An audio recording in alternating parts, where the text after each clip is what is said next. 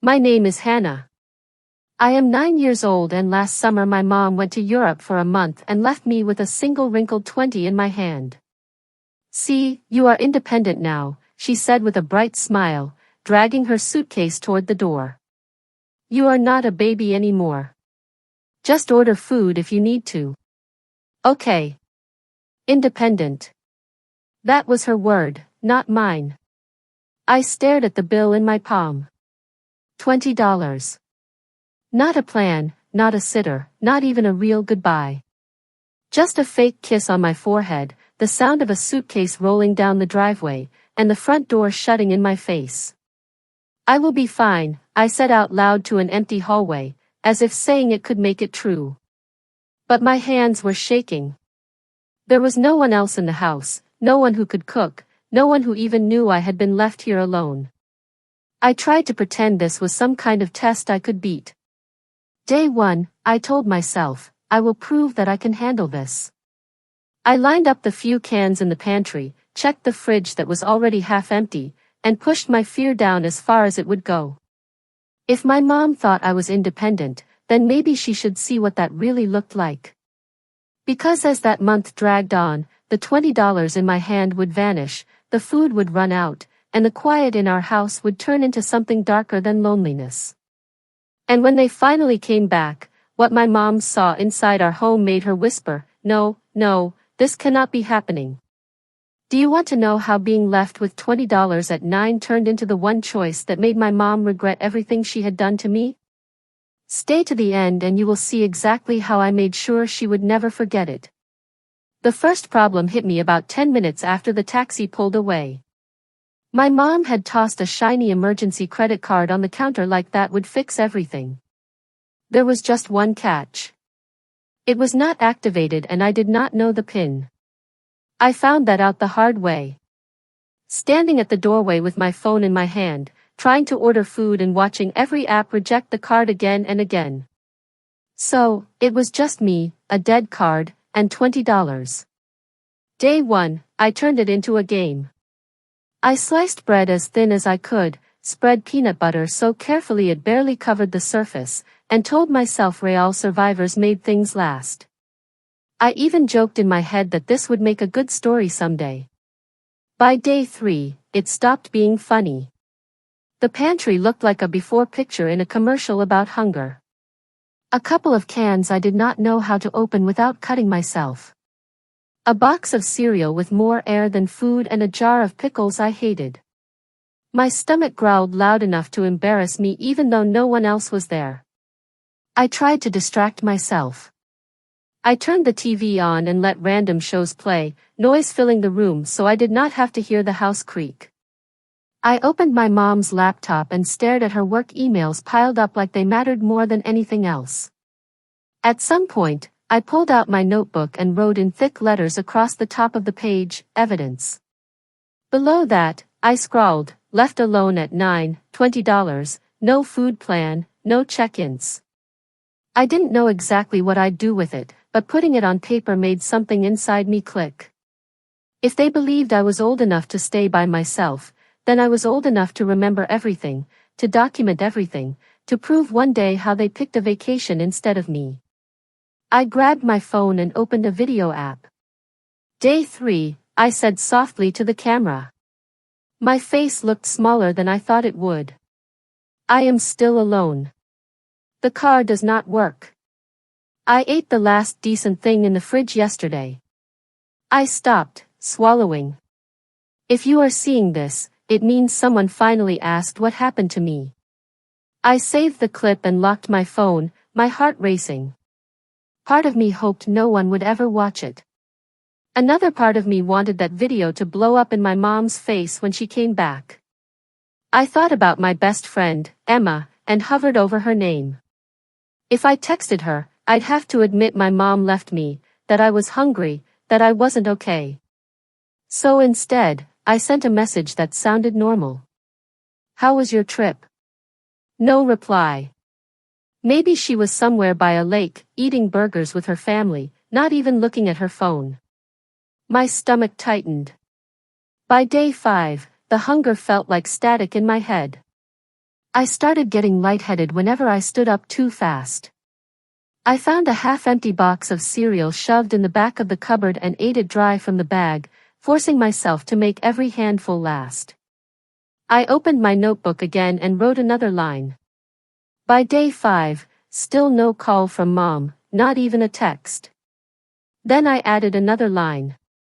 If I disappear, this will prove it was not my fault. That was when my thinking shifted. This wasn't just about getting through until she came home. This was about what would happen to her when people finally saw what she had done. On day 7, my body felt drained, but my anger felt sharp. I shuffled to the front window and looked out at the street. Kids were riding bikes. A dog barked at a delivery truck. A couple walked past holding coffee cups. Normal lives, normal parents. I stared at our empty driveway and whispered, "You chose Europe over me. Do you know what that is going to cost you when someone finds out?" As if the universe heard me, the doorbell rang. I froze. Cereal crumbs still on my fingers. No one ever rang our doorbell. Not really. Neighbor kids knocked. Packages were dropped off. The bell rang again, followed by 3 hard knocks. My heart slammed as I moved toward the door. For a moment, I considered acting like I was not home. If it was a random salesperson, they would eventually leave. Then another thought pushed straight through the fear. What if this was it? What if this was the moment someone finally noticed me? With my hands shaking, I reached for the knob. If you were 9, starving and totally alone, would you open that door or keep pretending everything was okay? I opened the door just a crack to see who was there. Standing on the porch was a man in a green jacket with my school's emblem stitched across the chest. It took a second to recognize him without a classroom behind him. "Hi, Hannah," he said softly. It was Mr. Miller, the counselor from school. "I have been trying to reach your parents. They did not pick up. Can I come in for a moment?" My first reaction was to lie, to say everything was fine, that my parents were just out, that I did not need anything. But my grip on the door relaxed. And I stepped aside. "Sure," I said quietly. "I guess." He walked in and glanced around. The quiet in the house suddenly felt heavier. The dishes in the sink, the empty counter, the nearly bare fruit bowl all turned into proof I never meant to show, but had left behind anyway. "Are your parents at work?" he asked, looking around like he expected someone to appear. "They are in Europe," I said, surprising myself with how empty my voice sounded. "For a month?" His eyebrows jumped. "A month? And who is staying with you?" I swallowed. This was the line. The moment where I could protect them or tell the truth. My fingers twisted tighter into the hem of my shirt. "Just me," I admitted. "They said I was old enough." Something in his expression shifted like a switch being flipped. The polite concern sharpened into something serious. He pulled out a chair and sat at the table, signaling for me to sit across from him. "Hannah, how long have you been alone?" "A week," I whispered. "Almost. Do you have enough food, money?" I let out a small, bitter laugh I barely recognized. "They left me a credit card that does not work and $20. He looked at me for a long second. It was not the look teachers give when you forget homework. It was heavier, like he was measuring how many ways this was wrong. "This is not okay," he said at last, his voice low. "You know that, right?" I shrugged even though my chest ached. "They said they needed a break, that I am mature, that I should be able to handle it." "And how have you been handling it?" I wanted to say fine. I wanted to keep pretending, but the notebook on the table grabbed my attention. The word evidence stared back at me in my own handwriting. "I have been hungry," I said instead, "and scared. And I have been writing things down. Just in case." "Just in case what?" he asked. Just in case something happens to me, I answered softly. So nobody can say they did not know. Stillness packed the space between us. For a second, I loathed the quiet, but then I saw he was not dismissing it. He was absorbing it. Truly absorbing it. He leaned closer. Hannah, leaving a 9-year-old alone for a week, for a month, with nearly no food and zero supervision is not just careless. It is risky. It is neglect. There are laws about this. My heart hammered in my ears. Neglect. Laws. Words that felt like they belonged in TV dramas, not in my kitchen. What happens if someone finds out? I asked, my voice suddenly small. Agencies get involved, he said carefully. Child Protective Services. There could be an investigation. Your parents could face serious consequences. There it was. The thing I had not dared to say out loud. The thing that made my anger twist into something sharper. Consequences. I repeated slowly. For what they did to me. He did not rush to comfort me or tell me I was overreacting. Instead, he nodded. For what they did to you. My mind raced. I imagined my mom's face when she came home to find strangers in our living room. People asking questions she could not dodge with a fake smile and a joke about independence. I pictured her seeing my notebook, my video clips, my empty pantry. Do you want help, Hannah? Mr. Miller asked quietly. Real help, not just groceries. The kind of help that makes sure this never happens again. I hesitated. Part of me wanted to say no. To slam the door on all of this and just wait for my parents to come back and pretend this month never happened. Another part of me, the part that had been writing the word evidence, was tired of pretending. Yes, I said finally. But if I say yes, what does that mean for them? It means they will have to answer for their choices, he said. It means adults will finally see what you have been going through. I looked down at my hands, then back at him. Then help me, I said. I want them to see exactly what they did. I want them to feel what it is like to lose control. He nodded once firmly. First, we make sure you are safe. Then, we make sure the right people hear your story. As he reached for his phone, a strange calm settled over me. The fear was still there, but underneath it was something new. A quiet, steady determination. I was not just a kid waiting to be rescued anymore. I was the witness. If you were in my place, would you keep protecting your parents or would you finally let the truth become the weapon they never saw coming? Mr. Miller stepped into the hallway to make a call, leaving me at the table with my notebook open. I could hear fragments of his voice, low and controlled, but the words that floated back to me were enough to make my pulse race. Alone, 9, no guardian, no food in the house. I traced the ink on the page with my fingertip. Evidence. Suddenly, it did not feel like a secret diary anymore. It felt like a case file. A few minutes later, he came back. I called your neighbor, Mrs. Dawson, he said. And I also spoke with someone from the Child Protection Hotline. They said they were going to send someone over to check on me. But before that, we needed to get me some food. My face flushed at the thought of people checking on me like I was some defective machine. But I felt something else too. A quiet spark of satisfaction. If they were checking on me, that meant they were checking on my parents too. Is Mrs. Dawson angry? I asked. He shook his head. No, she is concerned. That is what good neighbors do. There was a knock at the door, lighter than the one before.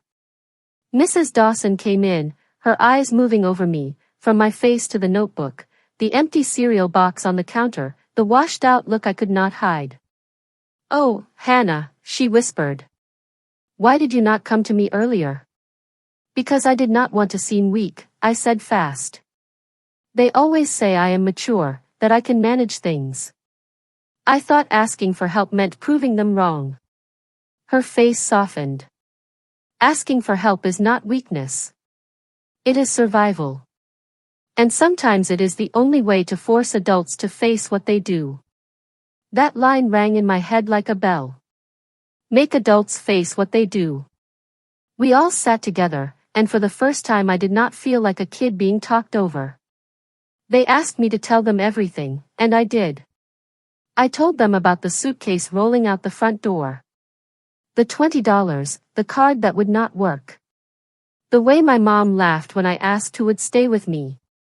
You will be fine.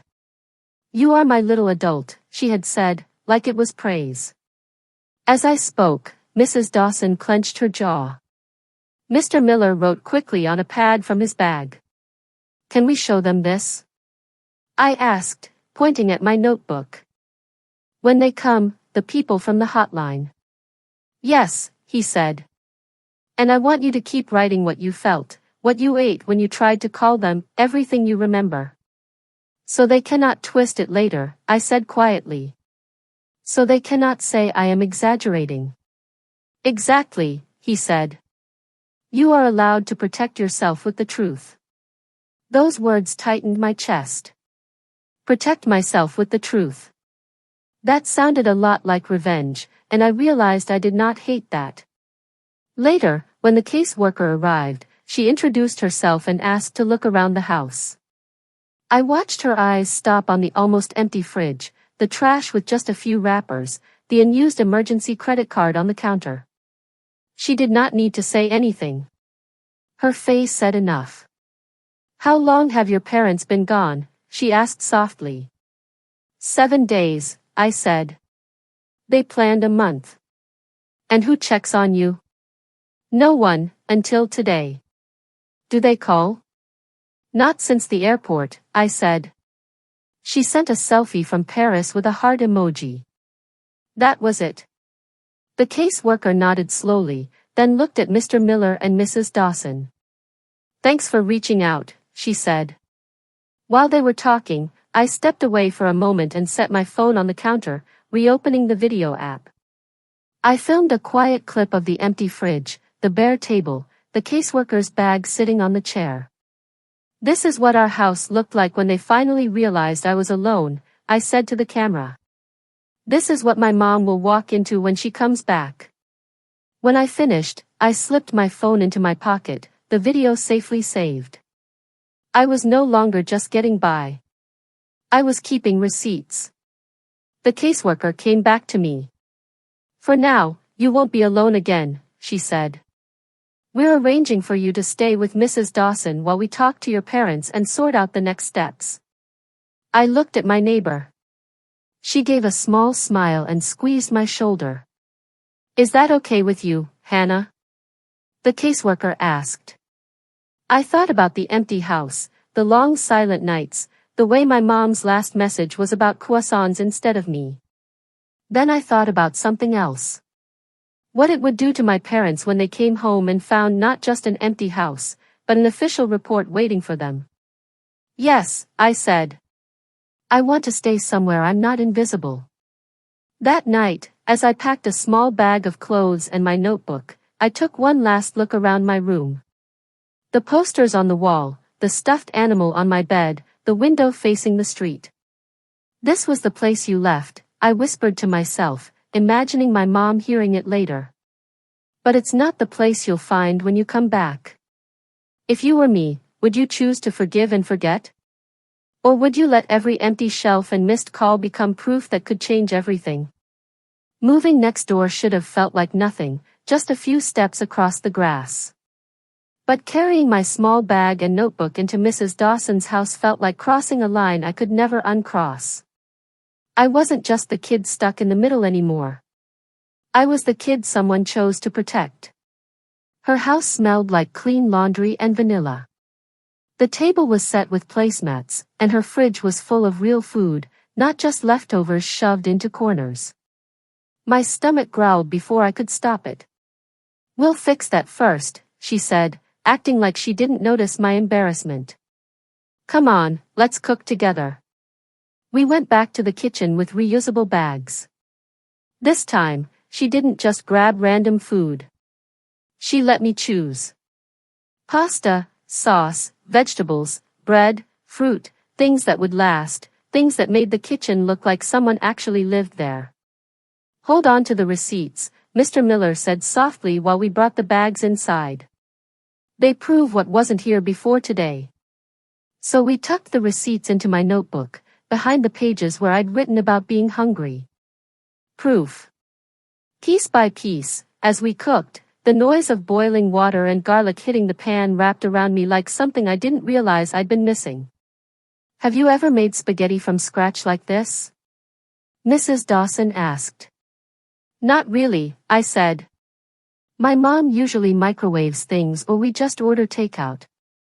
Well, today you learn, she said, smiling. You learn how to take care of yourself the right way. No one can ever take that from you. I stirred the sauce, watching the red move in slow circles around the pan. It felt symbolic in a way, like all the anger and pain inside me was finally going somewhere, turning into something useful. While we waited on the pasta, the caseworker came back with more questions. She asked for my mom's texts, her flight time, the last time she called. I showed her the one selfie with the Eiffel Tower behind her and the caption finally free for a month. Free from what? The caseworker asked. I looked at the screen. From me, I guess. She wrote something down. I didn't ask what. I didn't have to. Do you want to say anything directly to your parents? She asked. We sometimes include kids' statements in our reports. For a moment, my throat tightened. Then I felt my notebook pressed against my arm where I was holding it, and my answer came out steady. Yes, I said. I want them to know exactly how this felt. We sat at the table and I wrote while the spaghetti cooked. You said I was mature enough to be alone, I wrote. But being mature doesn't mean I don't need food. It doesn't mean I don't get scared. You told everyone how hard you work, but you didn't notice when your own kid was counting crumbs. I paused, took a breath, and kept writing. By the time you read this, other adults will already have seen what you did. They will have seen the empty fridge, the declined card, the notebook where I had to document my own neglect. If there are consequences, they aren't because I betrayed you. They're because you left me. When I was done, I slid the paper toward the caseworker. Can you make sure they see this? I asked. I can, she said. And I will. Later that night, I sat at Mrs. Dawson's table, spinning spaghetti around my fork. The first bite almost made me cry. It was warm and real and tasted like something I hadn't felt in a long time. Safety. This is what normal is supposed to feel like, I thought. Not sitting alone on the floor eating dry cereal straight from a box. Mr. Miller stayed for dinner, and we talked about school, books, and even dumb things like the worst cafeteria lunches we'd ever had. For about an hour, I nearly forgot that my life was basically falling apart in the house right next door. But once the dishes were put away and the adults started talking in low voices in the living room, bits of their conversation drifted out. I caught words like temporary placement, investigation, and possible removal of custody. I did not understand every legal phrase, but I understood the weight behind them. My parents had acted like my being gone was some kind of break from responsibility. Now there was a real possibility they could lose the right to even call themselves my guardians. Back in the guest room where I was going to sleep, I propped my phone up again and pressed record. Day 7. But this time it is different, I said quietly into the camera. I am not in my house. I am somewhere safe. People know. They saw the truth. I stared straight at my own reflection. If you are my mom watching this, I want you to remember something. I kept going. You always said actions have consequences. That if I messed up, I would have to deal with them. This time it is your turn. This is not just my story. It is your choice. Written in real time. I stopped recording and leaned back on the bed, eyes fixed on the ceiling. My heart did not feel light. It ached. I still missed the idea of parents who would have stayed. But I also knew something else now. I was not powerless.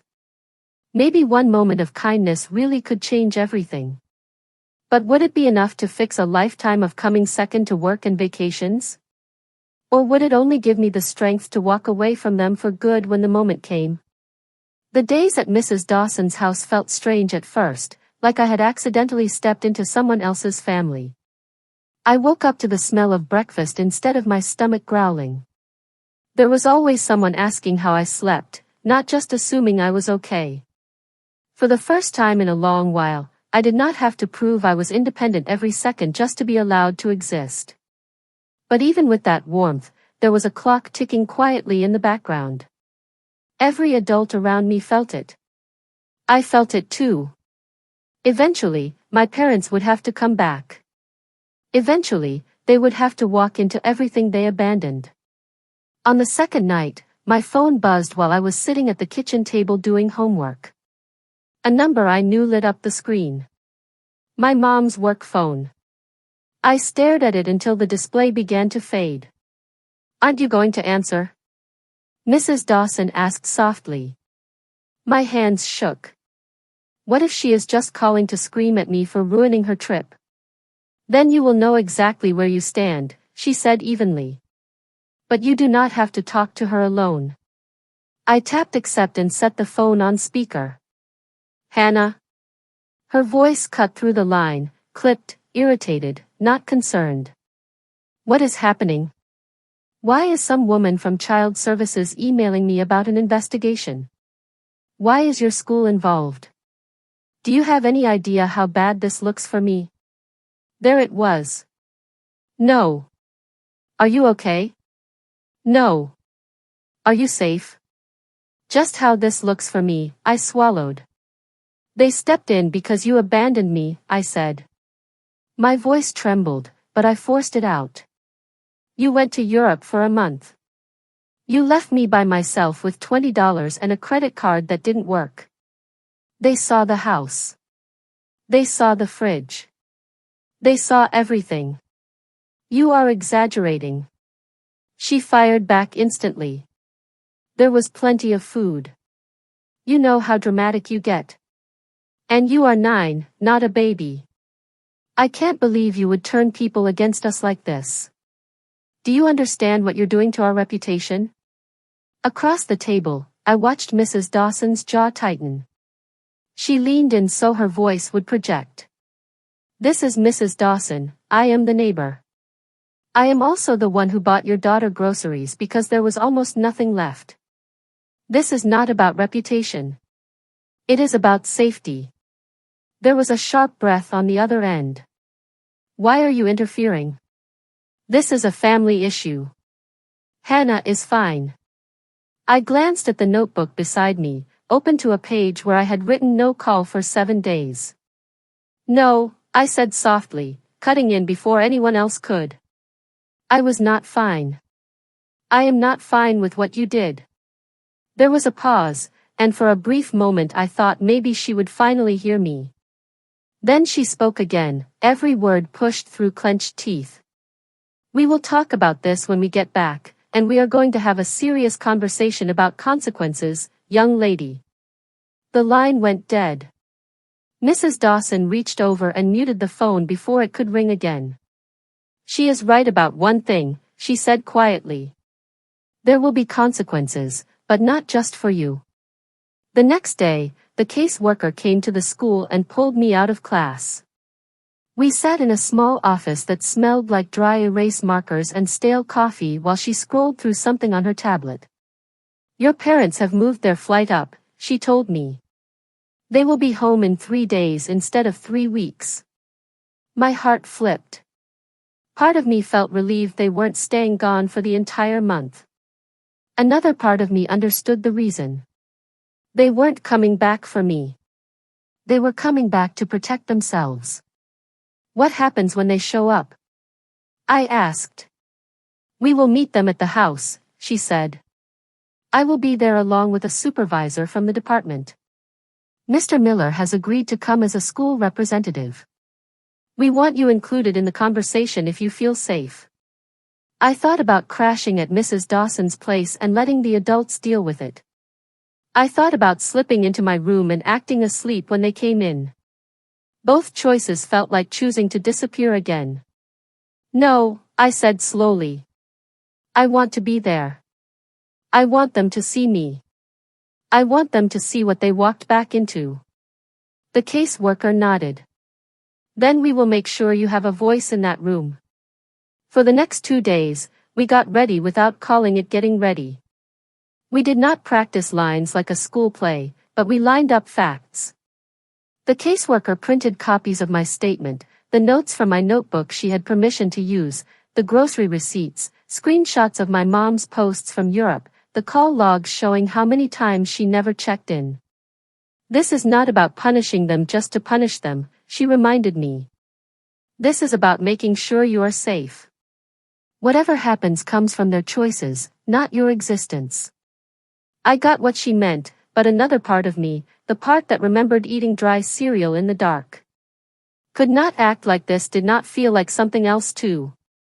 It felt like justice. It felt like holding up a mirror. On the morning they came back, we went into my house for the first time in days. It still smelled faintly of stale air and dust. My stomach tightened, but I forced myself to walk through every room. This was my scene. I could not look away. The caseworker set a thick folder on the kitchen table. Beside it, we placed my notebook open to the first page that said evidence. My phone sat next to it, powered on and ready. The first video I recorded, the one where I said, Day 3, I am still alone, was paused on the screen. The image of my own exhausted face stared back at me. Are you sure you want this playing when they arrive? She asked. Yes, I said. She always tells me stories do not matter unless there is proof. This is my proof. Mrs. Dawson stood by the doorway, arms crossed but eyes warm. Mr. Miller leaned against the counter, his school badge clipped neatly to his shirt, watching everything with quiet focus. The supervisor from the department sat at the table, flipping through the file one last time. We heard the car before we saw it. Tires on the driveway, doors slamming, muffled laughter. For a moment, my legs felt like rubber. The caseworker stepped closer to me. Remember, you do not have to protect them from the truth anymore. She said, if they try to make you feel guilty, you can look at me or at Mrs. Dawson or at Mr. Miller. You are not alone in this room. I nodded and pulled in a slow, grounding breath. The front door knob moved. The lock snapped shut. This was it. The instant life cracked into before and after. If you were standing where I stood, would you rush in to hug them and act like nothing happened, or would you stand firm and make them face what they had done? The door opened and my mom stepped inside first, tugging her suitcase behind her the same way she had when she left. She still had on a sleek trench coat, sunglasses perched on her head like the airport was just another catwalk. My dad came in after her, arms full of bags, chatting on his phone about something trivial, his tone light like the world owed him an easy landing. They both stopped when they noticed us. The laugh slipped off my dad's face. My mom's smile locked in place. Her gaze bounced from the stranger at the table to Mr. Miller by the counter to Mrs. Dawson near the door and finally to me beside the open notebook and glowing phone. What is this? She demanded, letting go of the suitcase handle. What are all of you doing in my kitchen? The supervisor stood up calmly. Mrs. Whitman, Mr. Carter, my name is Ms. Walker from Child Protective Services. Please sit down. We need to talk about the situation involving your daughter, Hannah. My mom stayed standing. She stared straight at me, eyes sharp. Hannah, what did you tell them? For a moment, the old reflex hit, the one that made me want to shrink, say sorry, bend the story so she wouldn't be mad. But the video on the phone caught my attention, that smaller, exhausted version of me on day 3. I raised my chin. I told them what happened, I said. I told them the truth. My dad tried to calm things down. He set his bags aside and forced a chuckle. There's obviously been a misunderstanding. We left her food, money, a credit card. She's a very mature 9-year-old. She knows how to look after herself. Kids today are more capable than people realize. The supervisor laid a printed page on the table and turned it toward them. This is the activation record for your card, she said. It was never set up with a PIN. It was declined several times when Hannah tried to use it. She pointed to another page. These are photos of your refrigerator and pantry 1 week into your trip. The food supply was not enough for an unsupervised minor, and several items were already expired. My mom finally sat, more stunned than cooperative. Expired food doesn't mean she was starving. She snapped. We'd only been gone a week. We checked in. The supervisor slid one more paper forward. These are your call and message logs. 1 photo from the airport, 1 selfie from Paris. No direct check-ins, no calls asking if she'd eaten, if she was safe, if anyone was with her. My dad's face drained of color. He looked over the logs, then back at me. We told you to order food, Hannah. We counted on you. You expected me to just get by. I replied softly. You did not trust yourselves to actually parent. Mrs. Dawson moved closer, unable to stay silent. She was lightheaded from hunger when we found her. She said she did not come to me because she did not want to let you down by asking for help. Snorts, you even realize what kind of lesson that teaches a kid? My mom glanced between us, her eyes tightening. This is being taken way too far. Maybe she got a little dramatic with her notes. She likes to write. The supervisor nodded once at me, then at my phone. Snorts, Hannah, are you okay showing them what you recorded? My hands trembled a bit as I reached for my phone. I hit play. The room filled with my own small voice from days before. Day 3. The past me said on screen, I am still alone. The card does not work. I ate the last decent thing in the fridge yesterday. If you are seeing this, it means someone finally asked what happened to me. The camera moved across our kitchen, catching, Snorts, the almost empty shelves, the single box of cereal, the quiet room. My mom clapped a hand over her mouth. My dad just stared, his shoulders sagging. No, my mom whispered, stepping back like the images were pushing her away. No, this cannot be real. But it was. And this time, she could not scroll past it or joke it away. The supervisor folded her hands. Mr. and Mrs. Whitman, based on our investigation, school reports, neighbor testimony, and Hannah's own documentation, we have concluded that leaving her unsupervised in these conditions meets the legal definition of neglect under state law. Effective immediately, there will be an emergency order in place. Hannah will not be returning to unsupervised care with either of you until a full hearing takes place. My mom shook her head hard. You cannot take my child from me over a misunderstanding. We just needed a break. Do you know how hard we work? Do you know the stress we are under? I took a breath and stepped forward. I know, I said. You tell everyone how hard you work. You tell your friends, your coworkers, your social media. But when I was alone, hungry, and scared, you did not tell anyone that part. You did not tell anyone where I was. Her eyes filled with tears. Hannah, you do not understand. Adults need time away, too. We thought you would be okay. We never meant to hurt you. The words I had heard my whole life rang in my head. Every time I missed a chore, every time I messed up, she would say them with cold certainty. Actions have consequences, Hannah. So I said them back. You always told me that actions have consequences, I said, my voice calm. You showed me that once I made a decision, I had to face whatever followed. That was your lesson. This is how your decision plays out. The room fell silent.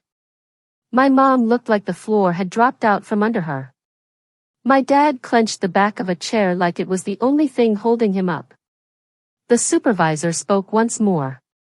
You will be offered the chance to take parenting classes, psychological assessments, and supervised visits if the court allows it. She said, this is not about punishing you forever. It is about ensuring that Hannah is safe and that this never happens again. My mom turned toward me, tears finally spilling. Hannah, please, she pleaded. Tell them you want to come home. Tell them we can fix this. We can start over. We can be better. I wanted to. Part of me, the part that still remembered bedtime stories and holiday decorations, wanted to rewind everything. But another part of me, the part that had spent nights recording videos in the dark, knew that going back without change would mean saying none of it mattered. I want to be safe, I said. I want to be somewhere I am seen before I disappear. Right now, that is not with you. Her face folded like paper. My dad looked away, blinking fast. The supervisor set a form on the table. For the duration of the investigation, Hannah will remain in temporary placement with Mrs. Dawson. She said, you will be notified of the court date. Until then, you are not to contact her directly without going through our office. You are taking her side over her own parents, my mom murmured. No, I said quietly. They are finally taking my side. For once, we left the house before they did. As I stepped onto the porch, I heard my mom crying inside. My dad trying to calm her with words that sounded weak even from a distance. Walking back across the lawn to Mrs. Dawson's house, I felt both weighed down and oddly light. I had not destroyed my family. They had done that themselves when they chose a month of freedom over a kid who still depended on them to come home every night. All I had done was refuse to hide it. Weeks later at the hearing, I sat in a room that smelled like paper and old carpet while lawyers talked about risk factors and protective environments. My parents looked smaller than I remembered, seated at their table, listening as people laid out their choices like evidence in a case. My videos were entered into the record. My notebook pages were digitized. Hearing my own voice testify stayed steadier than I ever imagined it would. In the end, the judge ruled for supervised visits and mandatory counseling for them. Full custody was still out of their reach for now. They did not go to jail. It was not some dramatic movie moment, but something more grounded and, in a way, sharper. They lost the automatic right to be part of my life without oversight. They lost the assumption that they were the good guys. That summer, I learned how to cook more than spaghetti. I learned that asking for help was not weakness and that telling the truth could be the strongest kind of revenge there is. Not yelling, not breaking things, but simply refusing to let what happened stay invisible. My mom still sends messages sometimes, long paragraphs about how much she has changed, how sorry she is, how badly she wants things to go back to normal. Maybe someday we will find a version of normal that does not erase what happened. Maybe we will not. But I know this. The day she came home from Europe expecting a month of stories and souvenirs, she walked into something she never saw coming. A daughter who had turned every empty shelf, every unanswered call, every hungry night into proof. A room full of adults who finally listened a truth she could not outtalk. And when she whispered, "No, this cannot be happening," I realized something important. It already had. It had been happening from the moment she chose a plane ticket over me. So tell me, if you were 9 and left alone with $20 while your parents chased their freedom, would you bury the story to keep their image clean? Or would you do what I did and let the truth be the revenge they never expected?